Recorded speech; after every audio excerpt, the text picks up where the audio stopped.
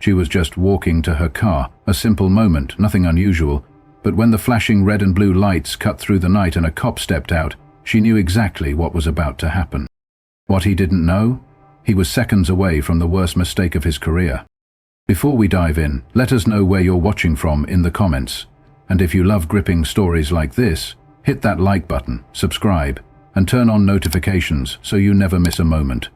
Your support helps us bring more powerful stories to life. The Atlantis skyline shimmered against the night, the golden glow of streetlights stretching across the slick pavement. The air carried a crisp edge, the aftermath of an evening rain, making the neon reflections dance beneath the soft click of heels on concrete. Danielle Carter moved with effortless confidence. Dressed in a sleek black mini-dress that hugged her form just enough to turn heads without trying, she carried herself like a woman who belonged anywhere she chose to be. The dinner at Bristol & Co., one of the city's finest steakhouses, had been productive. A celebration and a strategy meeting rolled into one. Cases were won, partnerships strengthened. She was ready to go home, unwind, and let the night end on a high note. Then, the red and blue lights flashed behind her. She was already reaching for the car door handle when the glow painted the side of her black Mercedes, Benz S-Class, washing over the polished surface like a warning. Danielle didn't freeze, didn't react too quickly. She had handled enough cases to know that these moments, the space between assumption and accusation, were the ones that determined everything. A slow inhale, a glance in the side mirror. The patrol car had rolled up too close, too deliberately. Then the door swung open, and Officer Greg Harrison stepped out. Mid-40s, broad-shouldered, the kind of cop who had been on the force long enough to believe he didn't need to justify his actions to anyone. Danielle turned, keeping her posture casual but firm. "Ma'am," Harrison called out, his voice carrying the familiar weight of authority, the kind that expected obedience, not questions. "Step away from the vehicle." Danielle arched a brow. "Something wrong, officer?" She could see it in the way his eyes swept over her, lingering just long enough to assess, to judge. Not just the dress, the car, the confidence, the audacity of it all. "This your vehicle?" Harrison asked, ignoring her question. Danielle let the silence stretch. Not because she didn't have an answer, but because she knew how much men like him hated waiting. "Yes," she said finally. "Is there a problem?" Harrison's expression didn't change, but something in his stance tightened. "There was a report about a possible suspect matching your description," he said smoothly, his fingers resting near his belt. Danielle let out a slow breath through her nose. "Here we go?" "What description is that?" she asked, voice even. Harrison tilted his head slightly, eyes narrowing. "A woman fitting your profile," he said vaguely. Danielle's lips curled at the edges. Not a smile, not amusement, just enough to let him know she saw exactly what was happening. "And what profile would that be?" she pressed. Harrison didn't answer. Because he didn't have one, not really. Just a feeling, a decision he had already made before stepping out of his car. Danielle had spent years in courtrooms, dismantling weak justifications, exposing the gaps in manufactured reasoning. She saw them in real time now, the vague wording, the deliberate lack of detail, the stretch of authority just wide enough to make her presence a question rather than a fact. She could shut this down now, could flash her bar card, remind him exactly who she was, and end this before it began. But something in the way Harrison squared his shoulders, in the way he expected compliance, made her pause. So she let it play out. "Gonna need to see some ID," Harrison added, his tone sharpening just enough to test her. Danielle held his gaze, not moving, not reaching. She knew the game. Move too quickly. A threat. Too slow. Non-compliance. Too firm, aggressive. Her. Too silent, defiant. She had watched this exact moment unfold for other people too many times. So she simply tilted her head. "And if I refuse?" Harrison smirked, like he'd been waiting for that. "Then I'll have to assume you're obstructing a police investigation." His hand went to his belt, not his gun, his cuffs. The first real move in the escalation game. And just like that, Danielle knew exactly where this was going. She had two choices. Play along, let him think he was in control, or let him make the biggest mistake of his career. She took a slow, measured breath. And right before she could decide, the sound of tires rolling to a stop cut through the tension. A silver sedan pulled up behind the patrol car. The door opened. A voice rang out, smooth and heavy with authority. "That's enough, officer." Harrison turned and froze. Because stepping out of the car wasn't just any man. It was Judge Marcus Carter. The moment Judge Marcus Carter stepped out of his car, the energy in the air shifted. Harrison's posture stiffened, not quite fear, not yet, but hesitation. The kind that only came when a man realized he might have just stepped into something much bigger than himself. Danielle didn't move, didn't turn. She didn't need to. She already knew the look on her husband's face. Cold, calculated, unshaken. Marcus wasn't a man who raised his voice. He didn't have to. His presence alone was enough to make people correct themselves before they made a mistake they couldn't take back. But tonight, Harrison had already crossed that line. The officer turned slightly, his hand still resting near his belt, but he was no longer in control of the moment. Marcus shut the car door behind him, his movements measured, precise. The pavement was still slick from the earlier rain, but his steps were silent.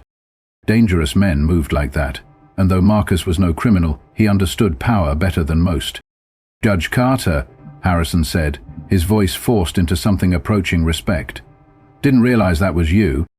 Marcus didn't blink, didn't even acknowledge the shift in tone.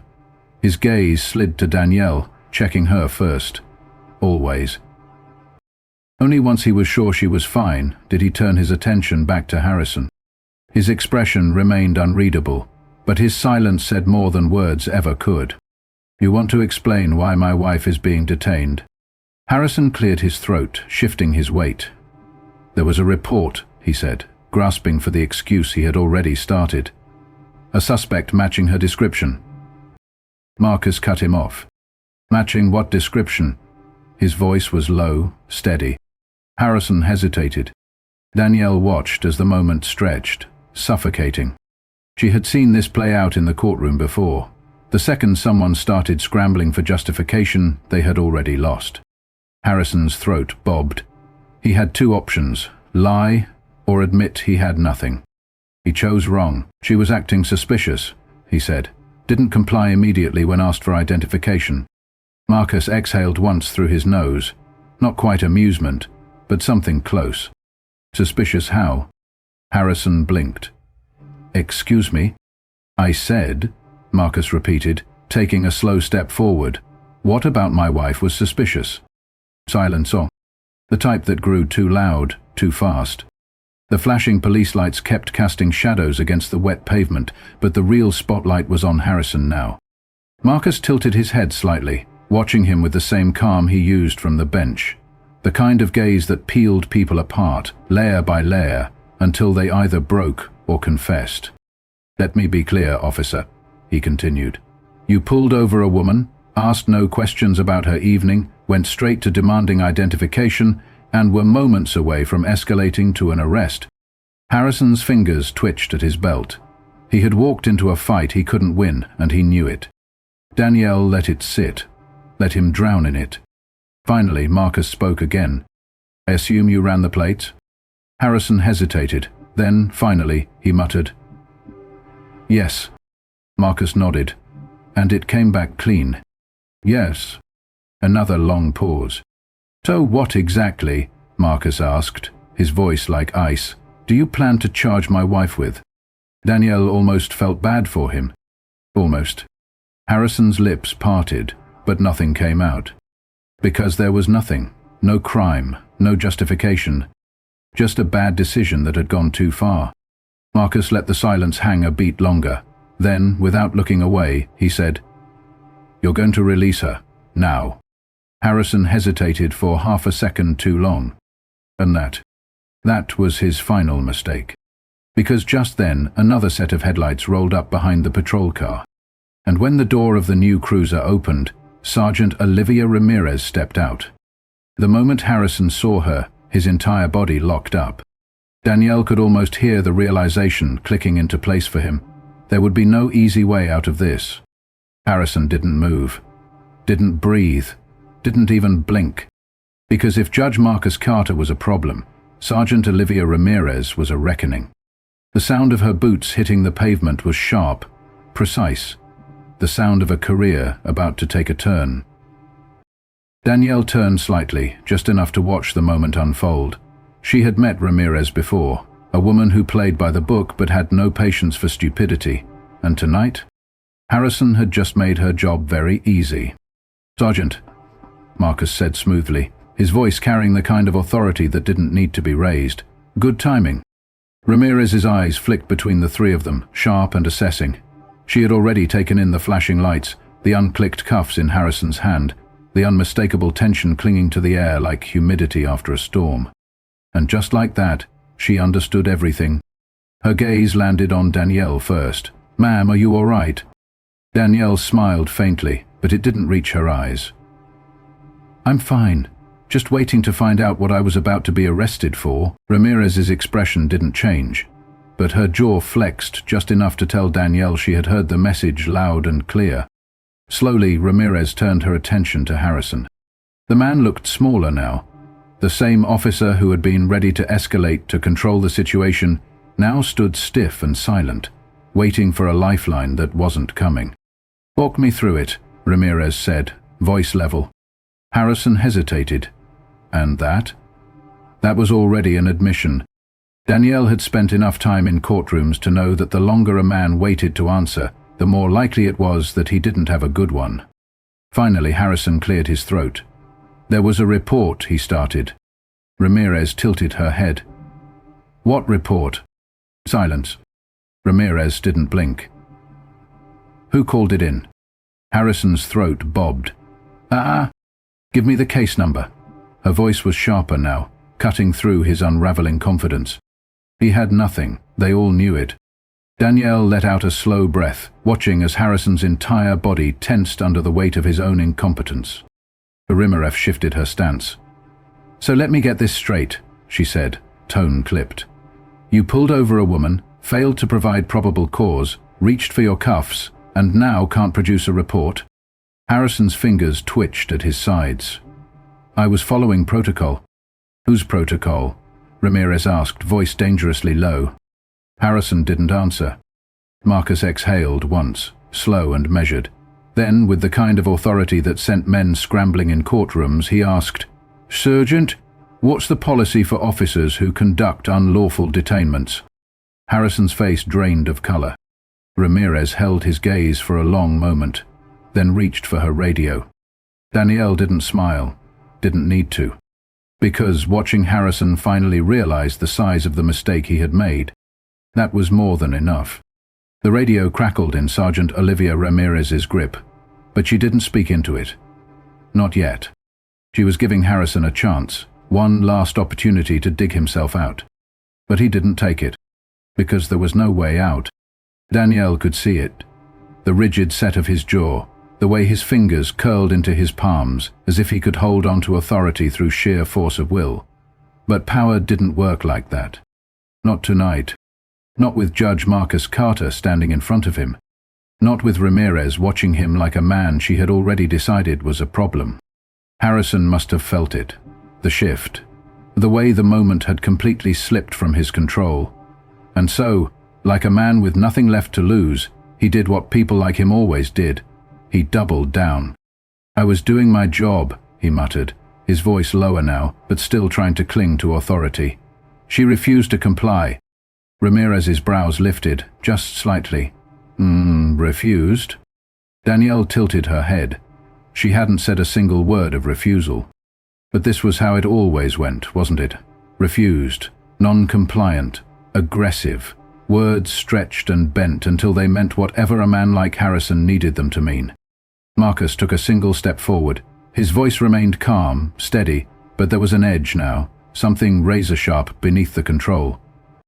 "Officer," he said, "I asked you a question earlier. What was my wife being arrested for?" Harrison said nothing. Marcus took another step. "Because if you can't answer that," he continued, his voice still impossibly calm, then what you were doing wasn't an arrest, it was harassment. Danielle didn't miss the way Harrison's hands twitched, not out of aggression, but panic. Because the word harassment changed everything. That wasn't just a mistake, that was a violation, a liability, a reportable offense. A fireable one. Ramirez exhaled sharply, shaking her head. She was done waiting. She pressed the button on her radio. "Dispatch, I need—" "No," Harrison blurted. "Too fast, too loud." Ramirez turned, brows raised. "Excuse me?" Harrison swallowed. The last of his arrogance broke apart, replaced by something Danielle had seen before. Desperation. Not because he regretted what he had done, because he regretted getting caught. His voice faltered. "It was a misunderstanding." Silence. A long, cold silence. Marcus didn't even blink. "Is that so?" Harrison nodded, too quickly. "Yeah, just a mix-up, no harm done." Danielle laughed, quiet, disbelieving. No harm done? As if he hadn't gripped those cuffs just minutes ago. As if he hadn't been ready to throw her into the back of a patrol car for existing in the wrong place, in the wrong skin, in the wrong dress. Ramirez's voice cut through the quiet. "Hand me your badge." Harrison's entire body snapped rigid. "What?" She didn't repeat herself. His mouth opened, a plea half-formed, but Ramirez wasn't listening. She extended a hand, palm up, fingers steady. "You're done, officer." Danielle could feel it, the slow, inevitable collapse of a man who had spent years convinced he was untouchable. And now, his shield wasn't protecting him anymore. Harrison's breath hitched. His fingers twitched near his belt, not out of defiance, but hesitation. Danielle had seen that look before. The realization, the fear, the knowledge that a man who had always been protected had just lost his shield. And still he hesitated. Like, if he stood there long enough, if he didn't move, maybe it wouldn't be real. "Sergeant," Harrison started, voice quieter now, almost pleading, "we don't have to do this here." Ramirez didn't blink. "Hand me your badge." Marcus crossed his arms. He wasn't stopping this. He wasn't going to save Harrison from himself. Harrison's mouth opened, then shut. He turned to Marcus as if looking for an out. But Marcus? He just stared. Cold, impassive. He had spent years watching men like Harrison crumble under their own weight. This was no different. Danielle tilted her head, watching the tension coil in Harrison's shoulders. He wasn't angry, not really. He was unraveling. He had spent so long believing in his own untouchability that he had never prepared for a moment where it would be taken from him. And now that it was happening, he had nothing left. Finally, his hands moved, slow, reluctant. He reached for his badge, unpinned it from his chest. The metal caught the flashing red and blue lights. For the first time that night, Harrison looked small. Ramirez held out her palm. He dropped the badge into it. The sound of it hitting her skin was quieter than it should have been. Harrison exhaled, long and shaky. Then, without a word, he unhooked his gun, handed that over too. Ramirez nodded. "Go wait in your car." He hesitated, but there was no fight left in him. He turned, walking away, not the same man who had stepped out of his cruiser just minutes ago. Danielle didn't look away. She wanted him to feel this, to carry it. The weight of his choices, his assumptions, his failure. When he reached his car, he sat in the driver's seat, hands gripping the wheel, like it was the only thing holding him together. Ramirez turned back to Marcus. "Judge Carter, I assume you'll be filing a formal complaint." Marcus didn't answer right away. Instead, he looked at Danielle, because this wasn't his call to make. Danielle held Harrison's reflection in her gaze for one more second, then turned to Ramirez. "No," she said, voice smooth. "That won't be necessary." Ramirez lifted a brow. Danielle smiled, just a little. Not out of kinness, out of certainty. Harrison wouldn't need a complaint, not after tonight. Because men like him never survived their own humiliation. And as she turned to leave, stepping beside her husband, she knew this was the moment he'd remember for the rest of his life. The night air felt different now, lighter, quieter. Danielle walked alongside Marcus, her heels tapping against the wet pavement, the tension of the last few minutes unraveling like a frayed thread. She could still feel Harrison's gaze burning from his patrol car, but she didn't turn around. She didn't need to. Let him sit in it. Let him replay every decision, every misstep. Let him stare at his own reflection in the rearview mirror and ask himself how the hell he had let it come to this. Marcus opened the car door for her, a silent act of care, of normalcy. But before she stepped in, she paused. Ramirez was still standing there, watching them, studying them. There was no pity in her expression, no empty apology for what had just happened, just understanding. Maybe that was enough. Maybe it wasn't. Danielle met her gaze. He won't be back after this, will he? Ramirez exhaled through her nose, the closest thing to a laugh she'd allow. Not in this precinct. A beat of silence. Maybe not anywhere. Danielle nodded, lips pressing together in something that wasn't quite a smile. Good. She slid into her seat, the soft leather cool against her skin. Marcus rounded the car, slipping in beside her. The door shut with a quiet click, sealing them away from the scene they were leaving behind. But not before Marcus cast one last look at Harrison, still sitting frozen in his cruiser. Marcus had seen men like him before, men who had never been told no before they had a badge, men who had been taught that power was something you held over people, not something you earned. And now he'd been forced to choke on his own authority. Marcus didn't smirk, didn't gloat. He just said, calm as ever, "Let's go home." Danielle let out a breath she hadn't realized she'd been holding. She didn't respond, just reached over, resting a hand over Marcus's, solid, steady, always there. The car rolled forward, away from the flashing lights, away from the man they had just left, with nothing but regret and silence. And that was enough. The city lights blurred past as Marcus drove, the hum of the engine steady, grounding. Neither of them spoke at first, not because there was nothing to say, but because they both understood the weight of what had just happened. Danielle leaned back, exhaling slowly.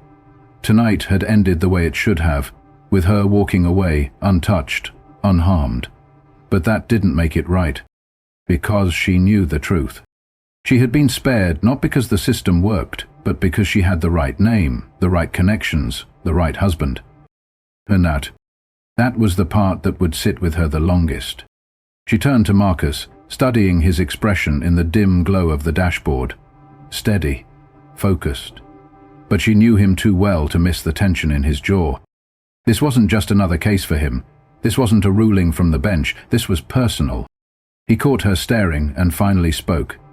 "You sure you don't want to file the complaint?" Danielle considered it. For a long time. Then she shook her head. No. Marcus didn't argue. He just nodded, because he understood. Harrison was done. Even if he wasn't fired, even if they just reassigned him, he wouldn't be the same. Because men like him, they didn't survive humiliation. And what they had just done? They had made him small. Danielle turned back to the window, watching as the city stretched out before them. Tomorrow, she'd wake up, go back to work, continue fighting battles in courtrooms instead of on sidewalks. Tomorrow, the world would move on. But tonight, a man who had once believed he was untouchable was sitting in his car, staring at a badge that was no longer his, wondering how he had lost everything in a matter of minutes. And that was justice in its own way. Message of the story. Privilege shouldn't be a shield, but too often it is. Danielle walked away because of who she was married to, not because she was right, not because the system worked, but because she had power outside of herself. That truth is uncomfortable, but it's real. Authority without accountability is a dangerous thing. Harrison thought his badge made him untouchable, until the moment he was forced to answer for himself. Unchecked power leads to unchecked abuse. Some men don't regret what they do, only that they get caught. Harrison didn't apologize, didn't admit he was wrong. He only panicked when he realized he had miscalculated who he was dealing with. Defeat isn't always loud. Sometimes it's just silence. Harrison didn't need to be screamed at, arrested, or dragged away. Losing his badge, his confidence, his sense of superiority, that was the real punishment. The system protects its own, until it doesn't. If it had been any other black woman, this could have ended differently. But power recognizes power. When Marcus arrived, Harrison's shield cracked. Change doesn't always come from reports or legal action. Sometimes it comes from forcing someone to see themselves. Harrison would never forget this night, would never be able to unsee himself in that moment of weakness. And that was a lesson he wouldn't escape. Real-world reflection, lessons for today. Danielle's story is not unique. It's a reflection of what happens every day, when power is abused, when authority is unquestioned, when assumptions turn into accusations. But it also highlights something deeper, how privilege shapes outcomes. Danielle walked away that night because she had connections, status, a safety net. But what if she hadn't? What if she had been just another black woman, alone, with no judge for a husband? Would she have been able to leave so easily? That's the question we have to ask. So what can we take from this? Know your rights. Power thrives on ignorance. Understanding the law, knowing when to speak and when to stay silent, can be the difference between control and compliance. Hold people accountable. People like Harrison exist because they believe they won't face consequences. Silence allows them to continue. Change happens when they are forced to answer for their actions. Recognize the role of privilege. If connections can save one person, they should be able to save everyone. But that's not the reality. Use your position, your voice, your influence to challenge the system, not just for yourself, but for those who don't have that safety net. Because real justice isn't just about avoiding injustice, it's about making sure it doesn't happen to the next person.